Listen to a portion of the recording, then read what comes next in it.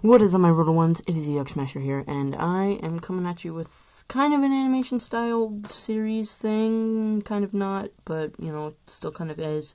I draw in my, this series is called Sketched Stories, and I'm going to explain it. So, I draw, and I tell a story along with it, and it's going to be fun. It's like the first animation type, you know, since I can't make an actual animation because my laptop broke, can't use it, so I'm going to bring you this, and I honestly think this is like a practice for my grown-up career, because I want to make movies and animations and stuff out of stories that I have in my head, if that makes sense. So, I just hope you guys enjoy this, and this is going to be fun to do, I guess. This is a little hobby, I guess, and so, in the comments, you can tell me what kind of story you want me to tell next, like a sci-fi story, or a story that has happened in my real life. But in this story, I'm just gonna flat out, you know, come on with like a story I just made up off the top of my head. So, yeah, let's get on with it. Whoop. Show some love in the comments. Like, comment, and subscribe. A while ago, in a place which no one knows its exact location, lived a tribe of humans that wore leopard skins and tiger skins, as you can see. Now, they were kind of a mix of tribal and modern people, so they had guns, but they also had spears, and they lived in the Crystal Cave.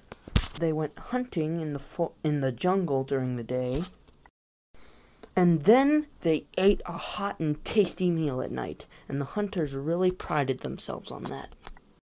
But only the best hunters went after the jellies. Dun dun dun. You know, they look cute. They just look cute and harmless and easy to catch, but they can jump very high. They're fast. They're slippery. They know their way around the forest, and they're small, so you can barely see them and stuff. So they were actually pretty hard. Now, no matter how hard they were to catch, they made the people happy. And almost too happy, because it was like they were the only thing supporting their society. If you were to think that, you'd be right, because as you can tell of the guy's crazy face, when the jellies tried to leave, they went crazy. All hell broke loose. It was complete chaos, and everybody ran into different ends of the cave. Everyone separated. Now, our story begins in an end of the cave, which lived a boy named Leo and his mother, and they had a great mother-son relationship. And one day, they were hungry and looking for edible crystals to eat. And then, against his better judgment, Leo walked away from his mom. Leo saw something moving in the crystals, and then he looked, and then, what was in there? You guessed it, a jelly. Now, Leo was weirded out, because he was always heard of jellies, but, you know, he never expected it to look so cute and helpless. He expected it to look like what he was thinking of, as you can see. Now, and he just didn't even know what to expect. Now, as he was, you know, confusing himself, his mom sees him with the jelly, and things get weird. First, she just stares, remembering the taste of it. And her mouth starts to water, and she starts to flinch her eye. Boom! Right there. She wasn't the same. She went completely crazy. All she could think about was the taste. Now, even though she wanted to pounce on him, she knew that she had to, like, savor it, so she left. When his mom left, Leo realized something. He had to get this thing to safety no matter what it was. So, on the way, believe it or not, they became very, very good friends. Like besties, like it says right there. They became very good friends.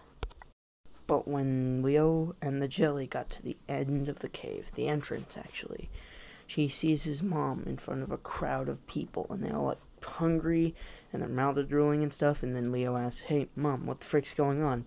Then his mom's like, with a grim smile on her face, "Oh, I just told them that you had the jelly, and we could share it." No, that wasn't really her plan. She really just wanted to take it for herself. She didn't really care about the structure of their society. And then Leo realized something. His mom wasn't the same, and it kind of depressed him a bit, but he knew he couldn't dwell on it, because he knew things were about to get serious. So he thinks to himself, bump of dumbness. I'm going to take control of this situation. He gets up on some crystals and yells, "This jelly should not control us. We are a proud society. We don't need this thing. We should be able to do well on our own without acting crazy like this. Who's with me?" Of course, nobody was. And then he realized, he had to get out too. This society is way too effed up for a kid like him. And also the jelly. So he came up with a plan. Luckily, the guards were easy to persuade. He persuaded him with the jelly, of course.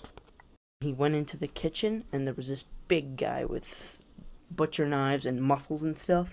But he mustered up his courage. He got some frozen piece of meat and smacked him upside the head with it, and then grabbed the jelly and ran away, and locked him in the freezer before he left.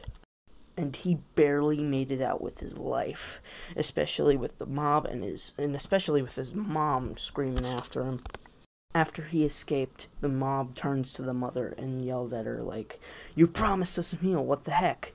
And then they looked at her for a second, and she looked different. And then they smiled, smacked their lips, and then yeah, you guys already know where this is going.